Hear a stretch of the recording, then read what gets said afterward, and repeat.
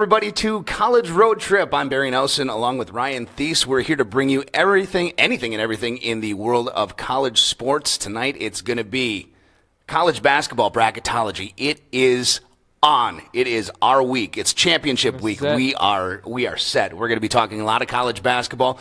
Talk about the NFL scouting combine, a little college hockey, especially women's college hockey, because that's near and dear to our hearts. And then we're going to have our Road Rage segment at the end, and then we're going to slow it down a little bit and have a little feel-good story. But we do welcome your comments and your feedback, any questions you might have, anything that you want to talk about. Feel free to comment on Facebook Live. We are running live on Facebook, so feel free to comment below.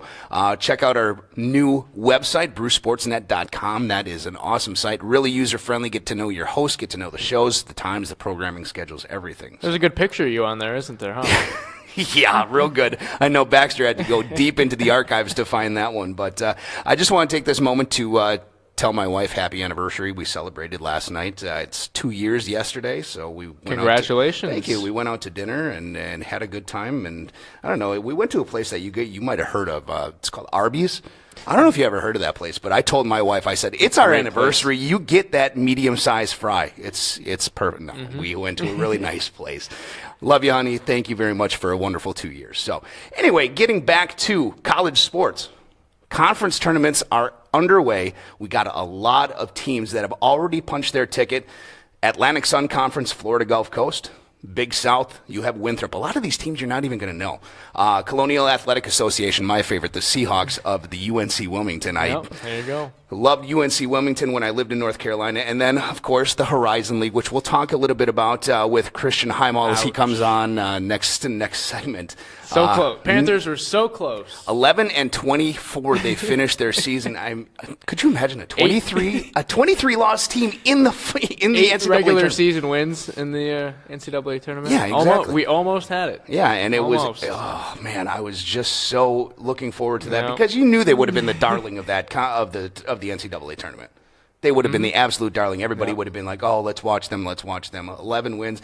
But I tell you, LaVall Jordan's really got his program up and running over at UW Milwaukee. Of course, a fan favorite here because we are located in Milwaukee. Northern Kentucky, they beat Milwaukee last night. They're making their first trip in the NCAA tournament. And as many chances as well, too. This is their first time that they're actually eligible for postseason play. Absolutely, and one for one. And then you have the MAC, not the Mid-American, not the Mid-American, but football. It's the Metro Atlantic. It is Athletic Metro Conference. Athletic Conference. That is correct. Having a little bit of a brain fart. It's been a long day. Missouri Valley. We'll be talking about that with Christian Heimall as well. Wichita State was the. Woo shock. They're mostly known for baseball, but now their basketball program's really up and coming. In the Northeast, you have Mount St. Mary's, the Ohio Valley, Jacksonville State making their first trip. In the Southern Conference, East Tennessee State University. What's their Buccaneers? The Buccaneers. Okay. Every time I need a logo or I need a mascot, I just got to ask Ryan because he knows everything. The Summit Conference, South Dakota State, West Coast Conference, of course. Do you say Gonzaga or Gonzaga? Gonzaga. Okay. Because a lot of people say it different. I say Gonzaga. I don't think it's going to be. I mean, it's the Zags. It's the not Zags. The Zogs. It could be if you're very hoity-toity and you say Zogs. I don't think Spokane is very hoity-toity. No, I don't think so either. In the Patriot League tonight, you're going to have another team punching their ticket, Bucknell and Lehigh. So I just love seeing these small schools punch their ticket. Absolutely. It's the biggest game of the year. Great celebration. It's like them winning their own national tournament right there. And you saw, I don't know if you saw the video of Mount St. Mary's last night. I mean, they were on the floor. They were crying. They were pretending like it was their NCAA championship. I mean, for some of these teams to just make it and to just be there, and it's a thrill of a lifetime because like you said, not all teams are going to be able to make it. It's just an amazing thing to see, the heart that these players, because not a lot of them are going to go to the NBA, not even overseas to play professionally. This is it for them, and this is really their crowning achievement is to make the NCAA tournament. They can hang that banner in their small gym over there, and they can bring that conference tournament trophy back home to their campus, and for at least a week before they get bounced by a blue blood, they're on the top of the world. Absolutely. Aaron says he's ready for March Madness. So are we. It is March Madness. It is, It's yeah, championship it is. week. I akin this to my wife. She loves the Oscars. I said, honey, Selection Sunday this Sunday is my Oscars, so I don't want to be bothered. So that's, I love Selection Sunday, even though it's a couple of hours, but it's going to be fun. But speaking of mid-majors, let's bring him on right away. Christian Heimall is on the line with us. He is the play-by-play voice of the Manhattan Jaspers out of the MAC. The Metro Atlantic Athletic Conference. So let's welcome Christian. Christian, welcome to College Road Trip. Good to have you. Good to be with you guys. All right. You said you're traveling to the Midwest, and I hope it's to check out some NCAA tournament games. Listen, if there's college basketball being played, I'm on the way. So, it's best time of the year. You got small schools punching tickets. You got big schools trying to secure a number one seed come Selection Sunday. This is one of my favorite times of the year. Now, being out of the MAC, I know, kind of trolling your Twitter page, you were talking about the Iona-Siena game. What did you think about that game? I mean, it went into overtime. It was just an unbelievable game if people didn't get a chance to see it. What did you think of that game and how it turned out? I thought it was tremendous from a representation standpoint for the MAC. Obviously, a lot of us were rooting for Monmouth just to get to the NCAAs after last year missing out on the at-large bid. But Siena, I tweeted this right after the game. The MAC this year had so many tremendous seniors, and Siena had 4 of them. You got a guy in Brett Bisping who may have been the most underappreciated player in the MAC over the last couple of years. A guy in Javion Oganyemi, Levon Long, Marquise Wright, and then this kid Nico Claret, who just 4 days before the championship game, he rolls his ankle. Who knows if he's going to play the tournament? He has 27 in the second half to lead them to a semifinal win over Monmouth.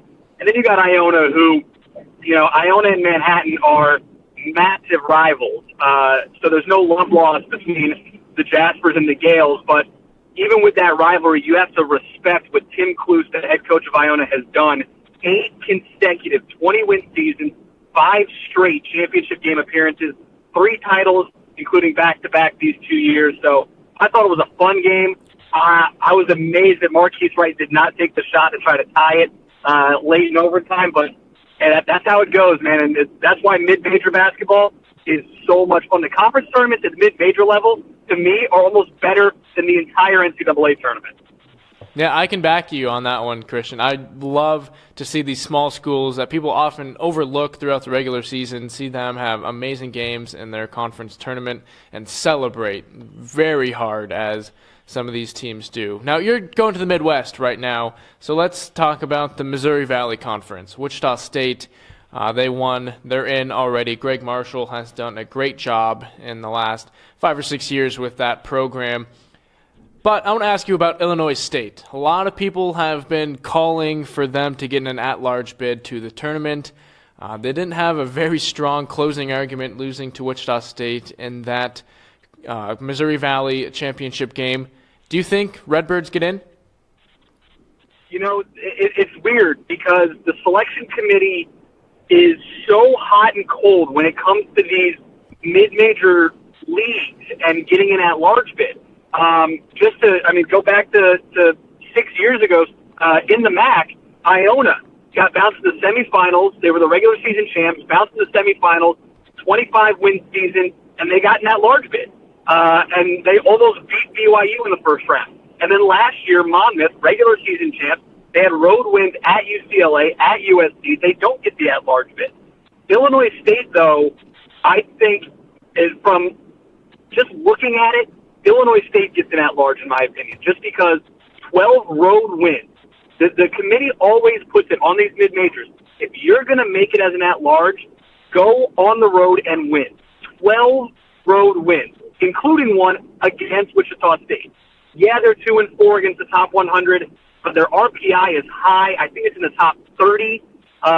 But the number 1 seed going into the conference tournament, the win over Wichita State in the regular season helps.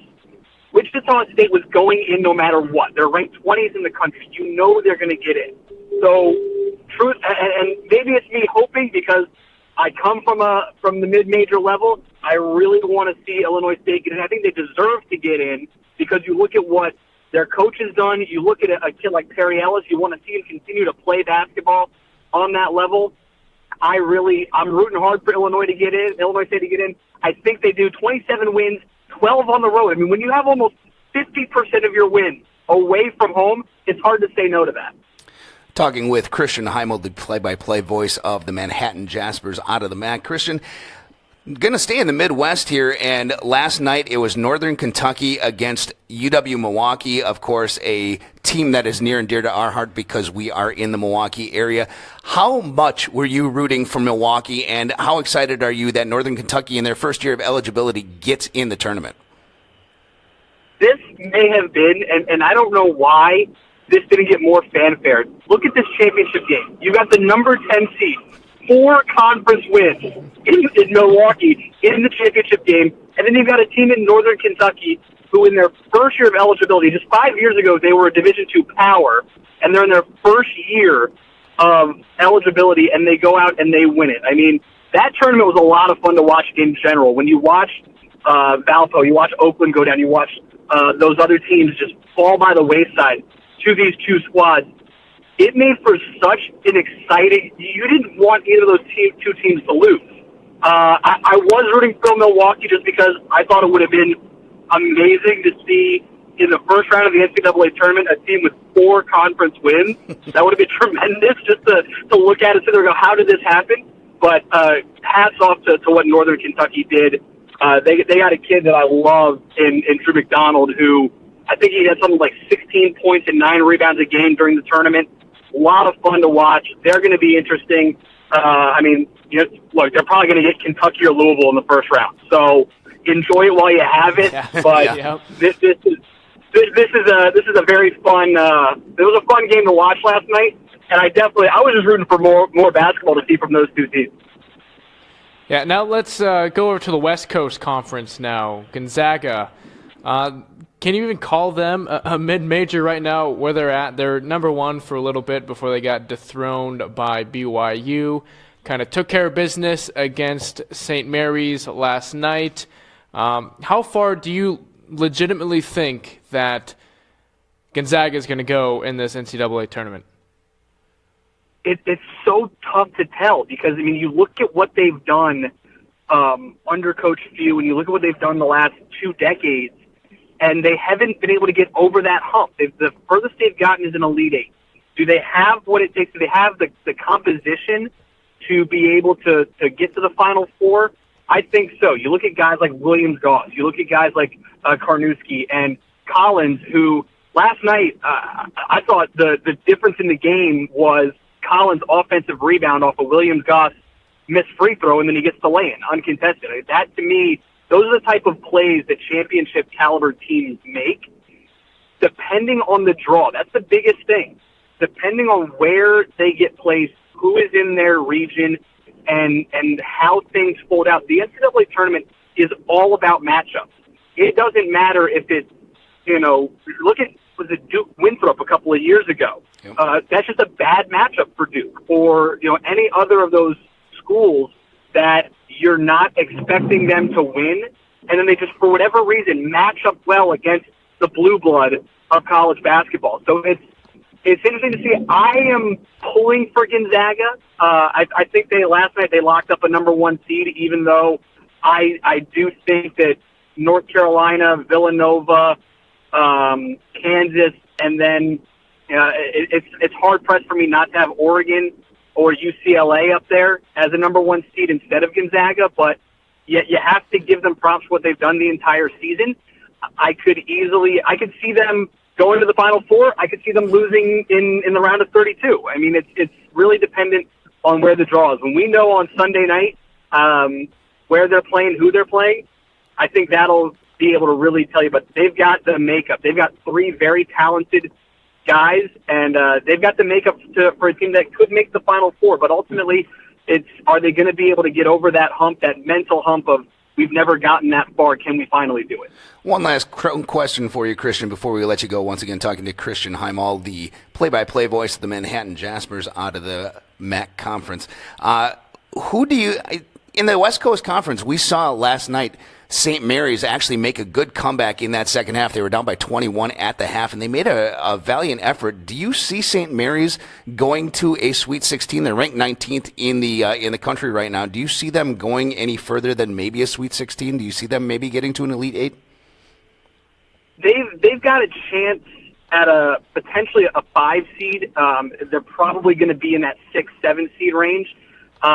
So I think they can. I mean, listen, I love Jock Landale, and you watch him last night in that game. If he's able to stay on the court, who knows how big that St. Mary's run actually becomes. Right. And if they're able to come back, and if you come back from down 21 and you take a lead in a championship game, I don't want to try to, look back in the crystal ball or whatever it is, but if they had taken a lead in that game, I think St. Mary's goes on and wins that game. Because when you're down 21 at halftime, it's almost impossible to get up out of the locker room and do that. But I love Landale. Joe Rehan, Manhattan went out to St. Mary's last year to open up the season. I got a chance to watch them in person, and they are just long, athletic. They play good defense, and they shoot the three very well. Randy Bennett does a tremendous job. I can see them being a Sweet 16 team. I don't know if they get any further than that, just because when you start looking at Sweet 16 to the Elite 8, you're facing potentially Villanova, Kansas. Are you facing whoever the winner of the ACC tournament is? Between whether it be Louisville, Duke, North Carolina, or you play Kentucky. I mean, there's so many ifs with a seed like they're going to get, possibly anywhere from a 5 to a 7. But I see them. They can make the Sweet 16, most definitely. I don't know if they go any further than that, though. Christian Heimall, the play-by-play voice of the Manhattan Jaspers, thank you so much. Very good insight. Love talking mid-majors, and we will definitely have you on again as the tournament goes along and as we see Cinderella put that glass slipper on. Thanks a lot for joining us, Christian. Guys, it's like I said, the best time of the year. Thanks for having me. No problem. There's Christian Heimall from the Manhattan Jaspers of the Metro Atlantic Athletic Conference. He joins us via the phone. He is traveling, so he wanted to do video, but he couldn't do it. But we talked about the mid-majors. Now let's get to our predictions for the major conference tournaments, which are happening all weekend long. The ACC, first of all, we are both in agreement. It's going to be North Carolina. I mean, they beat Duke twice. Duke doesn't really present too much of a challenge for him. Justin Jackson is just a tremendous player. And I don't like Grayson Allen. I really don't. I couldn't pick Duke in my right mind. Even if Duke was the better team, I couldn't pick Duke because Grayson Allen, to me, is just dirty. He got another technical foul today. Today? Yeah, no, today. I didn't. I saw the elbow to the face the other night, but I didn't see today. He got one today. Yeah. Oh, Grayson Allen. The ACC tournament was so hard to pick. I know it doesn't seem like it because we were in agreement. Right. But it's almost harder to win the ACC than it is to make the Final Four, some people have been saying. I kind of back that. Yeah, and one of the teams in the ACC that we mentioned last week, you had mentioned was in the tournament was Syracuse, and they got beat today by Miami. So does that change your outlook on Syracuse? Yeah, I thought they'd win at least one game in the ACC tournament. They'd be in. They didn't do that. Jim Boeheim had some comments after the game that were pretty funny about it being in New York. And I just think all that kind of combined isn't going to get them into the tournament. And it's tough to see, but now it's only going to be 9 teams for the ACC instead of 10 this time. And that's still a lot. And ACC is just absolutely stacked as a conference. And that's what makes this one the most difficult. We started off with the hardest one, to be honest. Absolutely.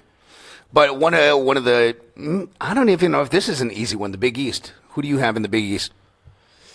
You wrote down one thing. You better stick with it. No, I wrote down Butler. I saw Villanova in person. Wasn't that impressed. They didn't hold on to a lead that they had against Marquette here in Milwaukee. I don't feel like they're the same team as they were last year. Butler's kind of got some momentum. Providence has more momentum, but they aren't as talented as Butler is right now. I think Butler just kind of surprises a little bit of people and wins the Big East. You're going with the easy pick. Well, it's not an easy pick because I actually like Jay Wright. When I was a coach, I followed his offensive scheme, and it worked for me. And I like Jay Wright. I think he's got his team playing hard.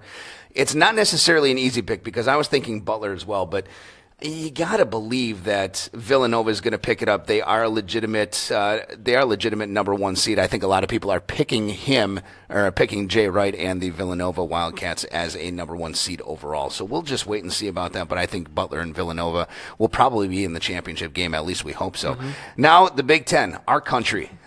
Yeah, I was surprised at this pick. Actually, you had one pick and then you switched it. I misread it and I put down 2 Big Ten teams on this one list. One in the Big 12. I put one in the Big 12. So I messed up. Finally got to think about it, and I'm going to go with Maryland. Melo Trimble, he's still on the team. He's still good. That is not an argument. But people have kind of been overlooking Maryland, an easier schedule this year. Yeah. Not making as many waves as they did last year when they thought they were a national title contender. That didn't really work out. But I think the Big Ten as a whole is kind of weaker this year. Wisconsin is definitely on the downslope right now. Michigan State isn't what they used to be. You got teams like Iowa is still a very good team that could compete for this too.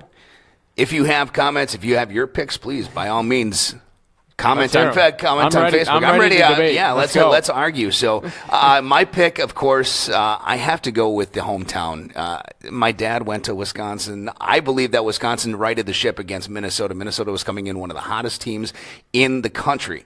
They have the biggest turnaround in the country. I honestly think that Wisconsin finally found it. Now, everybody's going to say, well, it was senior day and it was at Wisconsin and stuff like that, but seriously, on a neutral court, and let's just say Wisconsin gets a 6 or a 7, or gets a 5 or a 6 seed, and they play here in Milwaukee.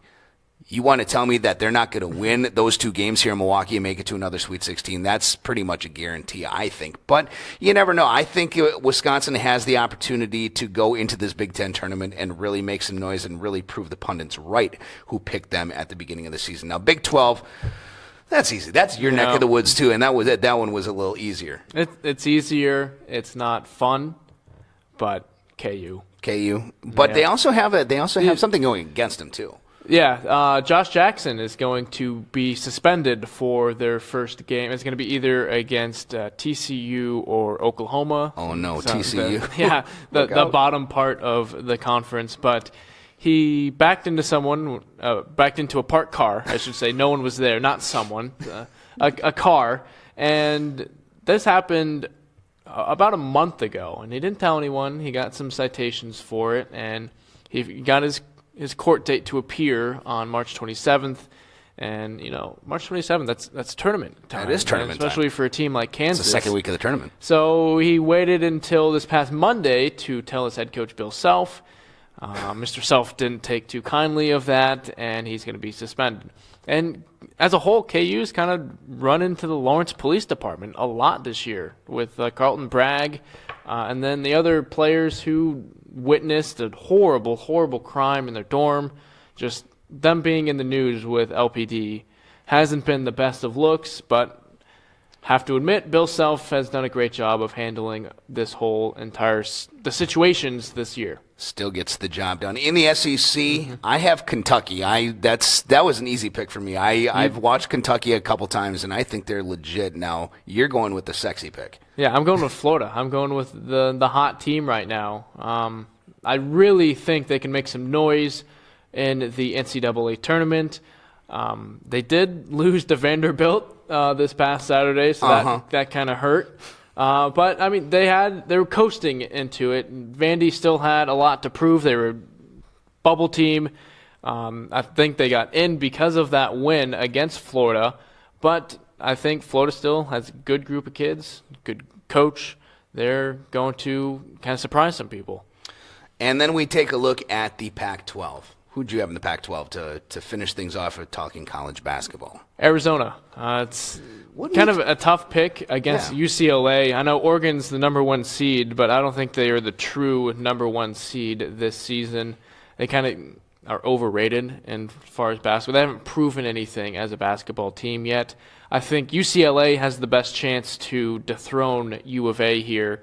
Of course, Lonzo Ball. We've discussed that before, but they've got good size. They can shoot the ball. U of A can, and I think they're going to win the Pac-12 tournament. And it's hard in tournament time. You're going just playing 3 games in about 4 days, all back-to-back. They're in Las Vegas, neutral site, and I just think that's going to mess UCLA a little bit up. And Arizona, they're a proven team in the Pac-12 championship. Well, and I don't even like Lonzo Ball. I mean, I like him for who he is. I don't like his father. Like his We've made that perfectly clear last week. He's an extension of his dad. Exactly. I like Bryce Alford. Bryce Alford is Steve Alford's son. I'm all over Bryce Alford. He's a senior. He's the 3rd all-time leading scorer in UCLA history. He's got a great shot. He's got good leadership. I really think he's got what it takes to lead this UCLA team to a Final Four. Lonzo Ball obviously is going to help, but I'm looking to Bryce Alford and the UCLA Bruins to take the Pac-12. Don't forget TJ Leaf, too. He's very good. TJ Leaf is pretty good. No UCLA. relation to Ryan Leaf, though. No. Thank God. Yeah, speaking of Ryan Leaf, he was in the NFL at one point. He participated in the scouting combine, and so did the rest of the NFL projected picks this week as we transition over. The NFL scouting combine happened in Indianapolis this week. And for a lot of people, it was just players there to show off their abilities. And you have a lot of great stories coming out of this, but to me, and I'm going to get to this in my Road Rage segment, I don't really see the need for an NFL combine. But if you take a look at John Ross, he ran a 4.2240, which is the fastest ever. You take a look at guys like Isaac Asiata, who we're going to see right here, repping out 35 bench presses of 225 pounds. I mean, it's kind of like a glorified practice. Yeah, I mean, I've never seen anyone score a touchdown bench pressing 225, pressing anything or running without pads. So I mean, it's a good kind of basis to see how athletic they are, how strong they are, but it's not always the most athletic. It's not always the strongest people. Most of the time it is, but not always are they the best players. Right, and you take a look at some of the names like Isaac Asiata, who nobody really knew about. He's an offensive lineman from Utah. Carl Lawson, who's a defensive lineman from Auburn. They each had 35 reps. But you take a look at some of the names that everybody is looking at. Leonard Fournette, 4.5140. Christian McCaffrey, 4.4840. And how many bench reps did he do? 10, which was kind of towards the bottom for running backs. And I was watching ESPN, and Adam Schefter did 10. And that was it. I mean, Adam Schefter is in his 40s. Is it a big surprise that Christian McCaffrey isn't the strongest running back out there? No, I guess not. It's expected, and I mean, he needs to be strong in his legs, not really his arm. He just needs to run fast, run quick. Then let's get a squat drill. Let's have these kids bust out some squats. And figure out how much they can actually squat. But I mean, you take a look at Dalvin Cook. He had 22 reps of 4.49. He really impressed. And you take a look at Deshaun Watson and Mitch Trubisky, the two top quarterbacks, 4.66, 4.67 in the 40. I love going to NFL.com, and I like checking out these scouting reports. Because if you take a look at the scouting report, they actually tell you who these guys are like. So, like Leonard Fournette, if you go to NFL.com and you check out his scouting report, his NFL draft scouting report, NFL comparison, who do you think it is? NFL comparison. He ran a 4.540. He's 6 foot, 240 pounds. He's got a 31 and 5/8 inch arm length. What do you think? Who do you think he's compared to? Somebody back in the day. It's probably before you were even born. But he's. Then I have no guess. I'm not going to get it right. But you still know the name. It's Bo Jackson. Okay. Yep. He is being compared to Bo Jackson. I mean, that is one heck of a comparison. That's tough to do. That's That's just unfair to him because then he's got to live up to Bo Jackson's legacy. Exactly. I mean, I would be upset if I was compared to Bo Jackson because I'm not Bo Jackson. Right, but it'd be kind of nice to be compared to him. You take a look at a guy like Dalvin Cook, and Dalvin Cook, as we said, ran a 4.4940, repped out 22 in the bench press. He's compared to Edgerrin James. And it's funny to see these comparisons and then to see how they do compare to these players that they're compared to, how they come out. And you would think that a guy like Deshaun Watson, running quarterback, really agile, really mobile, who would he most likely be compared to? Vince Young. Vince, okay. I was thinking somebody that's actually in the NFL right now. Who'd you say? Do you think of Russell Wilson? I'm thinking either Russell Wilson or like a Cam Newton. Now, he's not as big as Cam, obviously, but he, looks like Cam. He's 6'2", 221. He's a running quarterback. And they compare him actually to Marcus Mariota, which, Marcus Mariota, That's I think more is of a fair I think of him as more of a comparison. pocket quarterback, and I think Deshaun Foster is more of a running quarterback. Or I'm sorry, Deshaun Watson. Yeah. There you go. Deshaun Foster. Thinking back to my old fantasy football days. But I mean, you take a look at some of these. You take a look at some of these comparisons, and I just don't see it. And like I said, I'll get into it in my road rage segment. But one story that did come out of the NFL Combine: Reuben Foster. Reuben Foster is considered the top inside linebacking prospect out of the University of Alabama. He had a little incident at a medical facility. We don't know. There's some people saying it's a nurse, some people saying it's a doctor, but he got into kind of a pushing or shoving match with a hospital attendant. He was sent home. He couldn't do anything in the combine, and people are saying this is going to hurt his draft status. Yeah. Can I share the story that I at least heard Absolutely. of what Go ahead. happened? Yeah. So they go to a hospital to get their full physical, get checked out, see how they are, just on a very biological health-wise. But you go to a hospital. What do you think of when you go to the hospital? You wait. Needles. Well, that too. But you wait a lot. Right. And that's just waiting rooms, going to the hospital. And so he was waiting for a little bit, waiting his turn in line behind other NFL prospects. He went to the University of Alabama. He's a top prospect, people ahead of him, maybe not as big. He got impatient, talked to this medical aide, and was a little ticked off that he wasn't ahead of the line. And he pulled the "Do you know who I am?" card. Gee, no. The aide who's been working with NFL prospects this entire day has none of it. Doesn't want any part of it and says, you're going to wait in line like the rest of these NFL prospects. And he took exception to that, pushed them, and it was all history from there. Yeah, and he did have interviews with 16 teams the next day. Had. But I will say this now, as much as this was probably forced on him, he did send an apology email to all 16 teams that he was supposed to meet with and he was supposed to interview with, and they took that as I guess as amends to, hey, thanks for, standing us up and getting kicked out of the NFL Combine. I just don't know. But who are you most impressed with and why? Who are you most impressed with? And you can call me a bit of a homer here, but I was thinking the exact same thing. Jordan Willis, he went to Kansas State University, great defensive, and he beat all of the combine, I guess, stats, we can call them, that Jadeveon Clowney had not too long ago. Jadeveon Clowney, up until 2 years ago, was considered a bust, too. Just to let you know. A little, but not his combine. His combine was his great combine, numbers. yeah. He is a freakish college athlete, and that's what Jordan Willis has as well. Let's see. What he had, I have these notes here somewhere. There we go.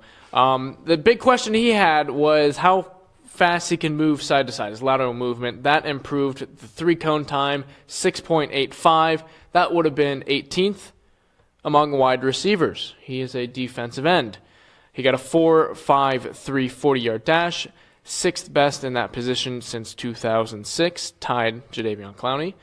And also, he had a pretty good Senior Bowl. He was the most outstanding player. I think that's a good award that he got. Oh, absolutely. And so he's definitely on fire going into this NFL draft. Absolutely. And I was, the number one pick projected is supposed to be Myles Garrett, a defensive end out of Texas A&M, and he impressed. I mean, he's 6'4", 272. He ran a 4.6 40. He had 33 reps in the bench, a 41-inch vertical, 128-inch broad jump, and he's being compared to Julius Peppers. Now, people around here would say that's pretty good, and people in Carolina would say that's pretty good. Julius Peppers is surefire Hall of Famer, first ballot Hall of Famer in my mind. And for Myles Garrett to be compared to him and do what he did, he's going to do well on the Cleveland Browns because we all know that's where he's going to go. Yeah, let's take a look at some of the Facebook comments. We got Baxter here. Does this hurt his draft stock? I think he's talking about Mr. Do You Know Who I Am? Yeah. And absolutely. Definitely. I think this does hurt Reuben Foster's draft stock, absolutely. Because people are going to say, well, he's got a hot temper, but you never know. A guy like Jerry Jones might say, hey, he's got a hot temper. He's all for us. He's all in. So let's go up and get him and let's trade up. Now, guys like Al Davis, the late Al Davis, and Jerry Jones, they're just so in love with these combine guys and these stories and stuff like that. I honestly think Jerry Jones would be one of those guys that would take him, move up in the early second round to take this guy. And who knows, maybe he won't even be there, but somebody will take a flyer on him and just say, hey, he's good enough talent-wise where this isn't going to affect him too much. I think it will affect him a few spots and cost him a couple $1 million. Cardinals did that with Tyrann Mathieu. Right. That turned out. That did turn out. They were pretty good. Yeah, not too bad for them. So we'll just have to wait and see what happens with Reuben Foster. But I want to switch gears here, and we call this segment Changing Gears, to college hockey. College hockey doesn't get a whole lot of pub, and especially women's hockey, because women's hockey is pretty much brand new. Women's hockey just started at the college level, at the D1 college level in 2001. And it has been fascinating to see what these women can do on the ice, because honestly, the hockey players are considered tough as nails, and these women are considered tough as nails as well. So it's just going to be, it's just amazing to watch. And of course, the top two women's teams, Wisconsin and Minnesota Duluth, they have won 9 titles between them since 2001. And Minnesota has won it 6 times in the last 13 years. You take a look at the brackets. Wisconsin is facing Robert Morris in a couple days. Boston College, the number 4 seed. Clarkson, who's also won it, they are the number 2 seed. Minnesota and Minnesota Duluth are going to be playing each other in the quarterfinal round. So one of those 2 teams will get knocked out. So a favorite, one of the 3 dominant teams will get knocked out. But I mean, Wisconsin, Mark Johnson has just been tremendous for this program, and it has been a staple in that Frozen Four for so long. And one of their goalkeepers, their actual main goalkeeper, Anne-Renee Desbiens, I want to say it's Desbiens because she's from Quebec, but she's up for the goaltender of the year, and she's pitched 14 shutouts this year out of 29 wins. They're 29-2-4. That's amazing for any hockey team, for any team. Yeah, just any sport. Absolutely. And they're fresh off the WCHA final face-off victory. They got to take some hardware home. They beat North Dakota 2-1, and UMD, Minnesota Duluth, they beat them 4-1 in that final game, the 3 seed in the national tournament. They beat by 3 goals. Yeah, and it's, for as much as you may not be a fan of college hockey, go out and watch some women's college hockey, because it is amazing the agility, the toughness that these women have out on the ice. It does rival the men at times, and it's really something to watch. But if you take a look at the men as we transition over to the men's D1 college hockey, their selection show is coming up on the 19th. So we'll have to wait and see what happens with them. But we see Denver, the number 1 seed, 43 first place votes, and they're obviously the top seed with Harvard right behind them. You have no comment whatsoever. Not yet, no. As we take a look, we'll take a look at some comments on Facebook. Please, by all means, send your comments along to Facebook. Max says, Joe Flacco is elite. Would the Coyotes win the Women's Collegiate Hockey Championship? Yeah, probably. If they had a team. They don't have a team. They don't have a team anymore. Of course, somebody named Chris, who I know is so you're fuzzy. You're fuzzy. That was my grade school nickname. Don't ever bring that up again. Thanks a lot, Chris. I appreciate that so much. But men's college hockey, we have Denver, Harvard, and being from Wisconsin, I hate to be the homer here, but the last 2 years they've won 12 games. This year they've won 18 under new coach Tony Granato. They are ranked 16th in the nation. They are going to make the NCAA tournament.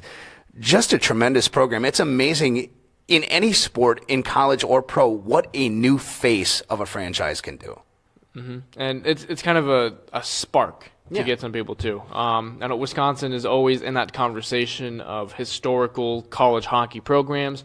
Last 2 years, they've kind of been irrelevant with those 12-win seasons. Now they're getting back into the tournament. They may not win it all, but they're back in, and that's step one out of getting a new coach and everything. And they're definitely on the right track to get back to a Frozen Four. Absolutely, they are, and it's going to be interesting to see. I love going to men's Division I college hockey. I have gone to see Wisconsin. Obviously, my dad was a Wisconsin Badger alum, and he took me to some games at the old Dane County Coliseum, and that was a riot.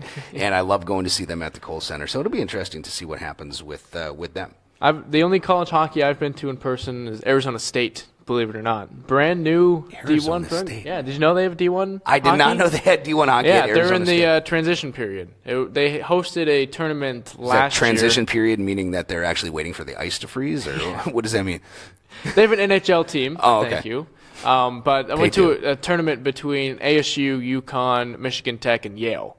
So I got to see decent teams there, and Glendale is where the arena is at. So, but it's good to see the expansion of college hockey going out west. I mean, that's the furthest most west NCAA Division I hockey team there is that could expand into California. I know the LA area is getting big into hockey now. My brother actually plays a lot of inline hockey in tournaments in Irvine area. The Ducks have done a good job of development out there. So I think college hockey is going to get more on the map in these next upcoming years. Okay. Well, I have a question for you, and so does Max. How much do you like hot dogs? I love hot dogs. Absolutely love them. Nothing like. Where is your favorite place? Where's your favorite venue to get a hot dog or a brat? I guess like restaurant or like no, like venue? Stadium, like sports stadium. Probably Wrigley Field because I love a legit Chicago hot dog with all the toppings. You had to bring up Chicago. Yeah. I'm not a big Cubs fan. I've been to Wrigley a couple times. I'm not a Cubs fan. I'm a Wrigley Field fan. If you're a baseball fan, you got to like Wrigley Field. True. I've been to I have season tickets to the Packers. So I could say Lambeau Field, but I'm not going to. I used to live in Los Angeles where your brother is now residing, and to be honest with you, the Dodger dog. The Dodger dog is classic. I was unimpressed. Did you have a foot-long Dodger dog? Foot-long, definitely. Okay. Well, I'm just saying, I was impressed I with the also Dodger hate the Dodgers with every fiber. I was there to see him against the Brewers, and I actually caught a foul ball off of a Milwaukee Brewer, so I was pretty happy about that. But anyway, I just wanted to find out, because Max was wondering, too, what your favorite hot dog was. I mean, Max, he was the play-by-play voice for the Madison Mallards this past summer, where I worked with him. And we kind of had a competition who was going to lead the Northwoods League in hot dog consumption, and I ultimately won. Did you actually have a tally of how many you consumed? Didn't need it. Didn't need it. Was it just in one day, or was it over the course of the season? The course of the season. Okay, I gotcha. So we have that. We welcome your comments, and coming to Facebook, we want you to share anything that you might have. Also, check out our website at brucesportsnet.com.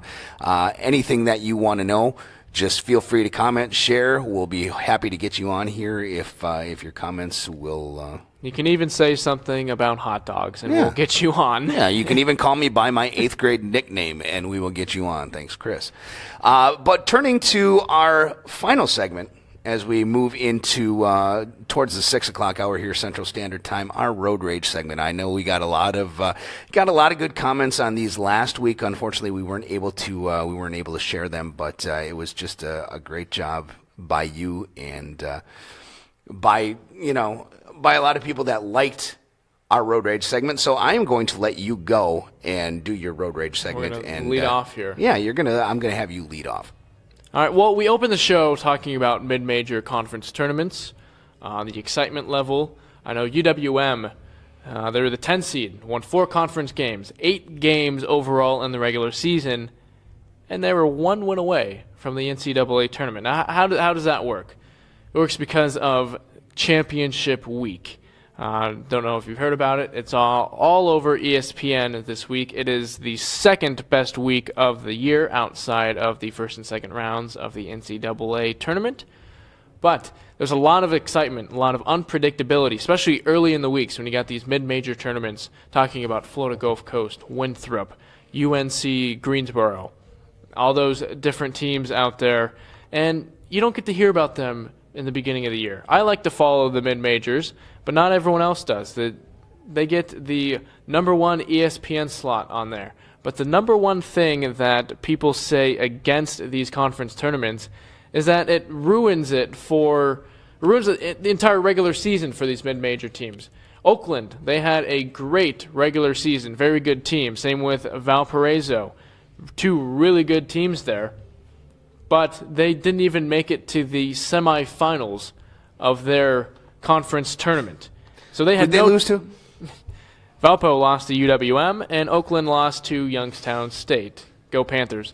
Anyways, it kind of ruins it for these top seeds. Monmouth, they've been great team for the last 2 years. You remember the 3-point mafia. They would celebrate, have these great dances. They were a really good basketball team, not just because of their dancing, but they weren't dancing in March.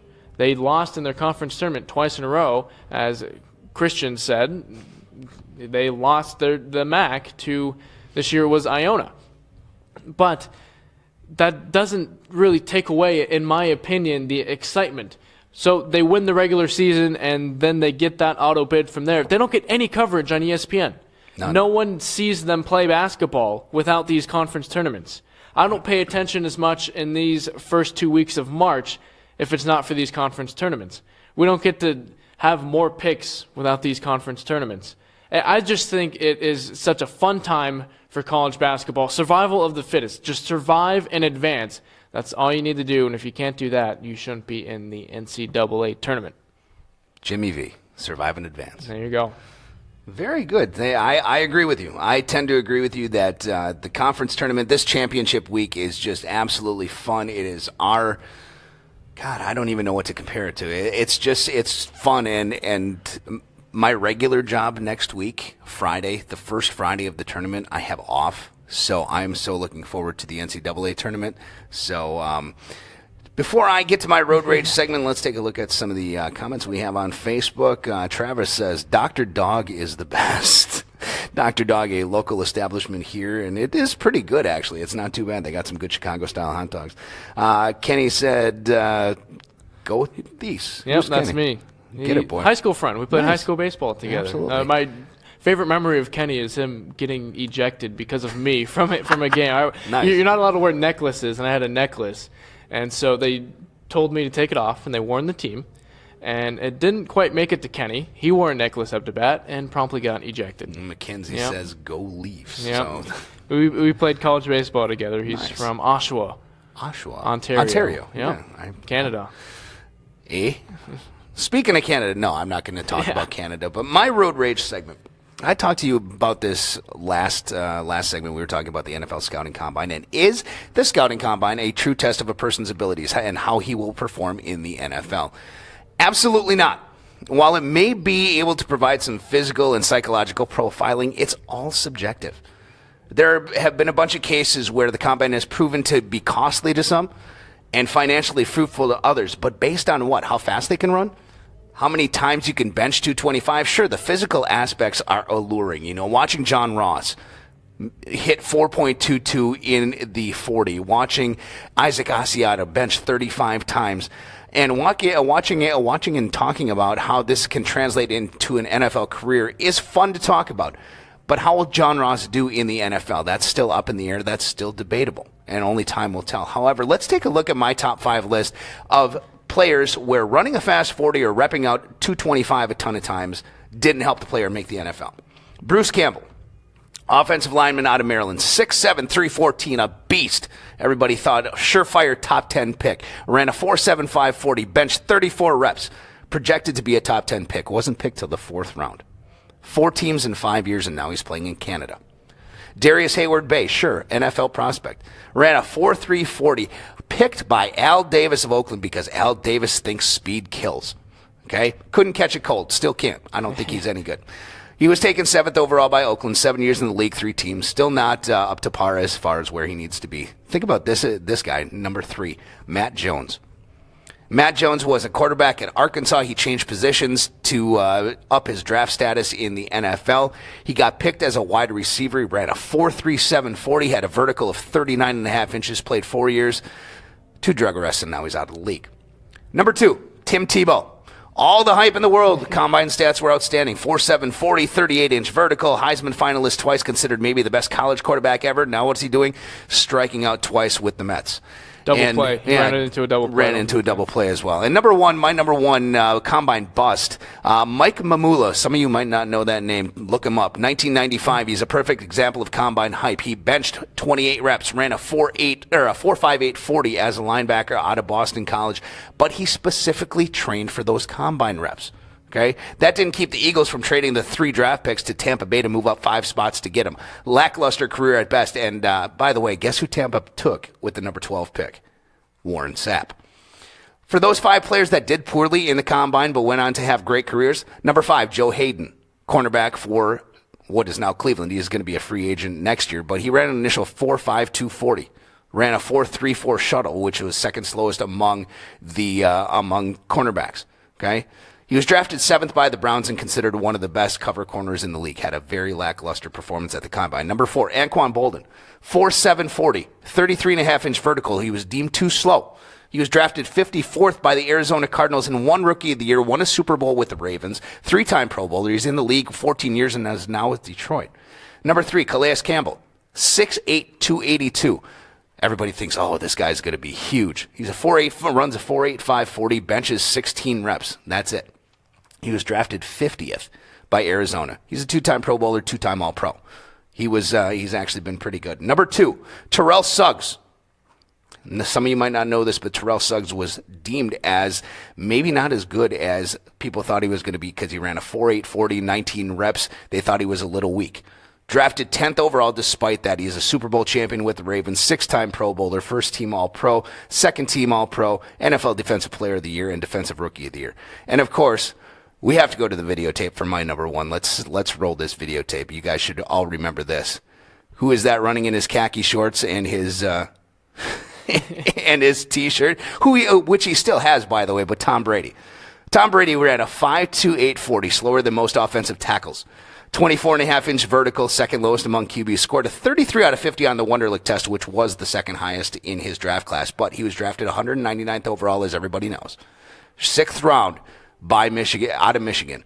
Started in place of Drew Bledsoe, and the stat line is just phenomenal. You can start out by a 5-time champion, 4-time Super Bowl champion. The list goes on and on.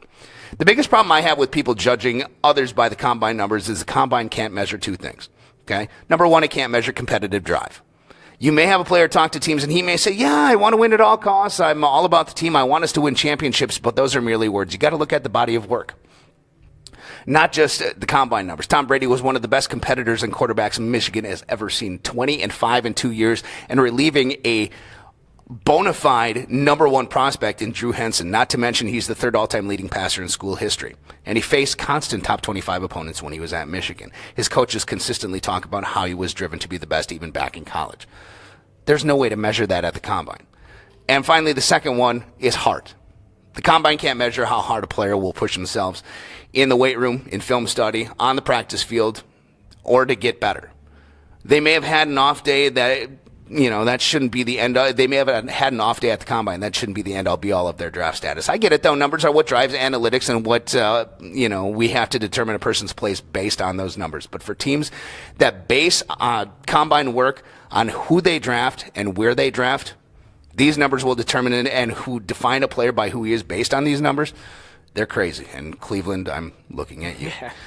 So that's my rant. That's my road rage. So if you guys have some things that you want to talk about as far as a road rage segment, please feel free to Facebook us or comment on anything that comes up on your mind.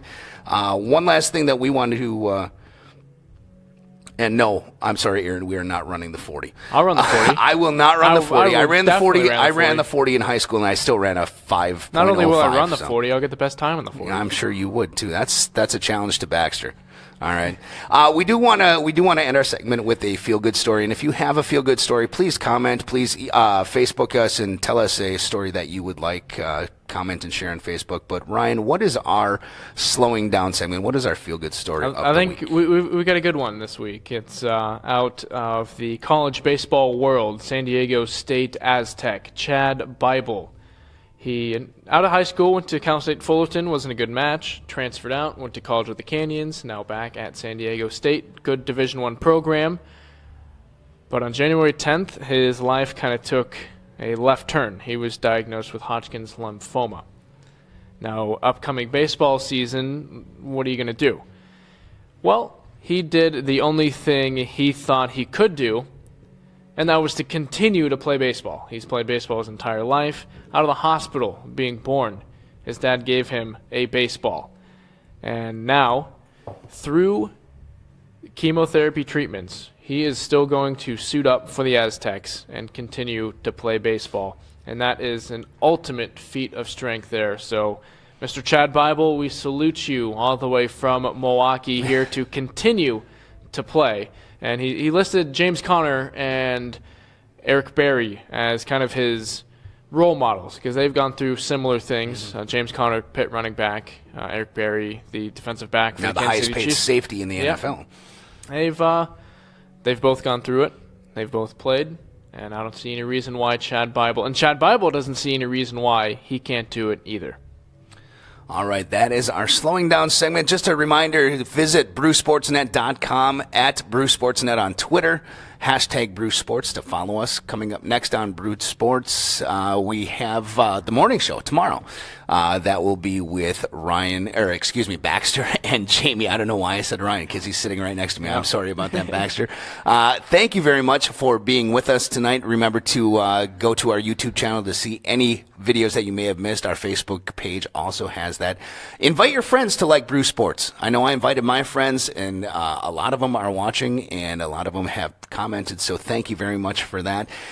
College Road Trip, we are a weekly show, and it's too long in between shows, I think, and hopefully we'll be able to bring you some bracketology next week as we have Selection Sunday coming up, so we will we'll talk about that next week and a couple other things. Of course, our Road Rage segment will be fast and furious at the end as well. But Ryan, it's going to be an interesting weekend this weekend. It's going to be fun. Yeah, absolutely. I think I'm going to watch Southeast Louisiana and Lamar tonight.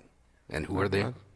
Cardinals are Lamar. Okay. Lions of Southeast Louisiana. Unbelievable, folks. And this Easy. guy, yeah. I mean, he is just unbelievable. I'm watching Bucknell Lehigh. Bucknell Lehigh out of the Patriots. Patriot League Championship. All right. Punch your ticket. Punch your ticket. We will talk to you next week. My thanks to Ryan Thies, my co-host, of course, Baxter Colburn, and everybody behind the scenes here at Brew Sports. We will talk to you next week. And we say goodnight. Make sure you turn in tomorrow for our morning show with Baxter and Jamie. Good night, everybody.